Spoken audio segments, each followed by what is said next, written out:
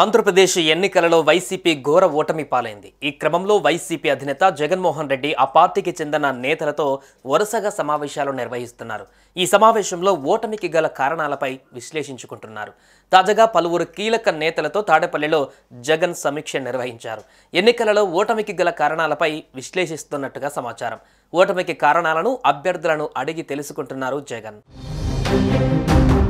ఎన్నికలలో ఎదురైన ఓటమి నుంచి వైసీపీ అధినేత జగన్ బయటపడేందుకు ప్రయత్నిస్తున్నారు.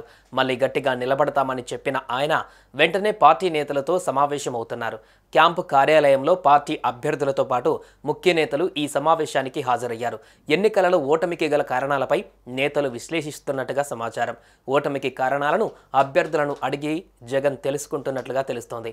మరోవైపు రాష్ట్ర వ్యాప్తంగా వైసీపీ శ్రేణులపై జరుగుతున్న దాడులను సైతం నేతలతో చర్చిస్తున్నట్లుగా సమాచారం. సీనియర్ నేత బొత్స సత్యనారాయణతో పాటు పలువురు ఉత్తరాంధ్ర నేతలు పార్టీ కార్యాలయానికి వచ్చారు. వారితో జగన్ మాట్లాడారు. బొత్స సత్యనారాయణ సహా ఆయన కుటుంబీకులు అంతా ఓడిపోయారు. బొత్స సత్యనారాయణ భార్య ఝాన్సీ లక్ష్మి విశాఖ ఎంపీగా పోటీ చేసి 5 లక్షల ఓట్ల తేడాతో ఓడిపోయారు. ఆయన సోదరుడు బొత్స అప్పల నరసయ్య, సమీప బంధువు అప్పలనాయుడు కూడా ఓడిపోయారు. ఈ ఘోర పరాజయానికి కారణాలు ఏమిటన్న దానిపైన జగన్ ఆరా తీసినట్లుగా తెలుస్తోంది.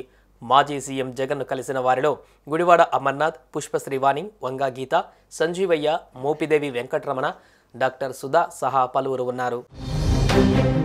సుమన్ టీవీలో మీ పర్సనల్ అండ్ బిజినెస్ ప్రమోషన్స్ కోసం కింది నెంబర్కి కాంటాక్ట్ చేయండి.